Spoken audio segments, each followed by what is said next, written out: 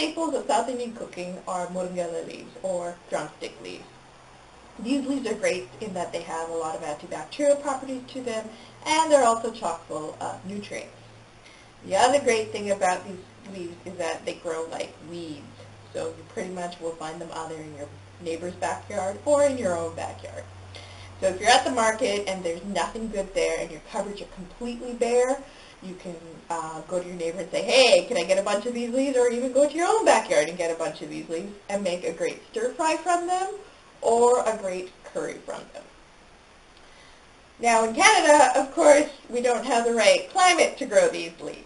So what we actually did was we went to a Sri Lankan store, which is on Fraser and 45th, called Turga, and we got, every couple of weeks they usually have these leaves. So we usually buy them and we make either a curry or a stir fry from them, and it gives us a little bit of a feeling of home. In this video, I will show you how to make a good Moringa stir fry. For this recipe, you will need 1 teaspoon of salt or to taste, 2 tablespoons of canola oil, 2 medium-sized white onions diced, 3 dried chilies chopped, 1 teaspoon of mustard seeds, and 5 bunches of drumstick leaves. As the stalks of the Moringa leaves are very tough, you will want to only use the leaves. To get the leaves off the stalk, grab the stalk with one hand and pull the leaves off with the other, as shown here.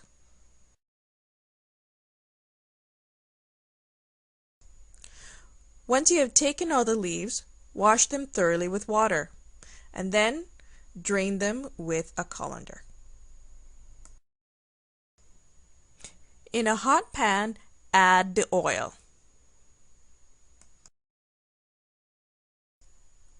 When the oil is nice and hot, add the mustard seeds. When the mustard seeds start popping, add the red chilies and the onions.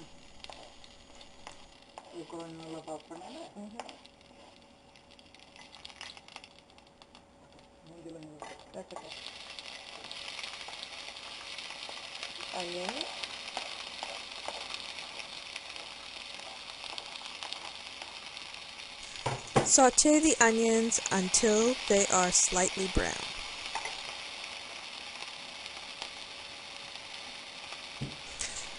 When the onions are slightly browned, you can go ahead and add the Moringa leaves.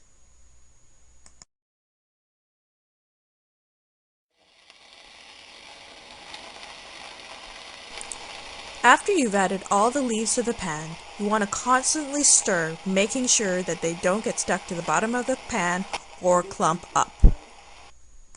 After a while of cooking, the leaves will start to wilt and reduce.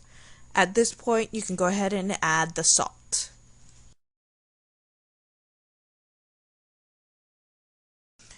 After adding the salt, keep sauteing the leaves. You will find that as you cook, water will start coming out of the leaves. You will want to keep cooking the leaves until all the water has evaporated. After all the water has evaporated, the leaves should look like this. At this point, the dish is done and you are ready to eat. So the version of the Moringa stir fry that we just showed you is completely vegetarian. Other non-veg variations that you could do would be adding dried anchovies to it, dried shrimp to it, or even just regular shrimp. It's totally up to you. And the way that we usually eat it is with some rice and some curries, or you can also have it with some roti, or you can even actually have it plain because it's quite flavorful on its own. I hope you cook this dish and get a real sense of what South Indian cooking is like. Thank you.